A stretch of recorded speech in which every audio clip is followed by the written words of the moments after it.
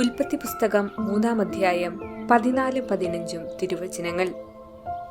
ദൈവമായ കർത്താവ് സർപ്പത്തോട് പറഞ്ഞു, ഇത് ചെയ്തതുകൊണ്ട് നീ എല്ലാ കന്നുകാലികളുടെയും വന്യമൃഗങ്ങളുടെയും ഇടയിൽ ശപിക്കപ്പെട്ടതായിരിക്കും. നീ മണ്ണിലിഴഞ്ഞു നടക്കും, ജീവിതകാലം മുഴുവൻ നീ പൊടി തിന്നും.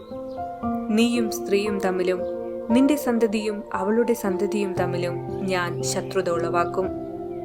അവൻ നിന്റെ തല തകർക്കും, നീ അവന്റെ കുതികാലിൽ പരിക്കേൽപ്പിക്കും. ഓർമ്മിക്കുക, ഉൽപ്പത്തിയിലെ രക്ഷാവാഗ്ദാനത്തിൽ പറഞ്ഞിരിക്കുന്നത് ശ്രദ്ധിച്ചാൽ മനസ്സിലാകും. നീയും സ്ത്രീയും തമ്മിലും നിന്റെ സന്തതിയും അവളുടെ സന്തതിയും തമ്മിലും ഞാൻ ശത്രുത ഉളവാക്കും.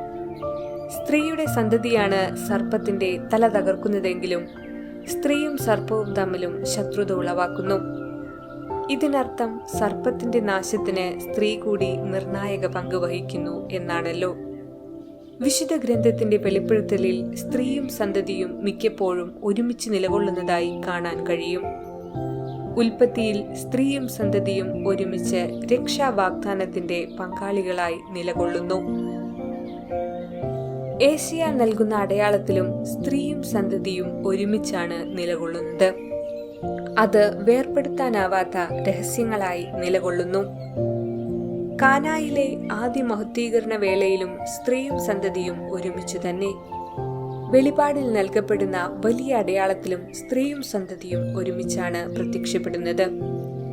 ഇതിനർത്ഥം സ്ത്രീ രക്ഷാകർമ്മത്തിൽ അവിഭാജ്യമായ ദൗത്യം നിർവഹിക്കുന്നു എന്ന് തന്നെയല്ലോ.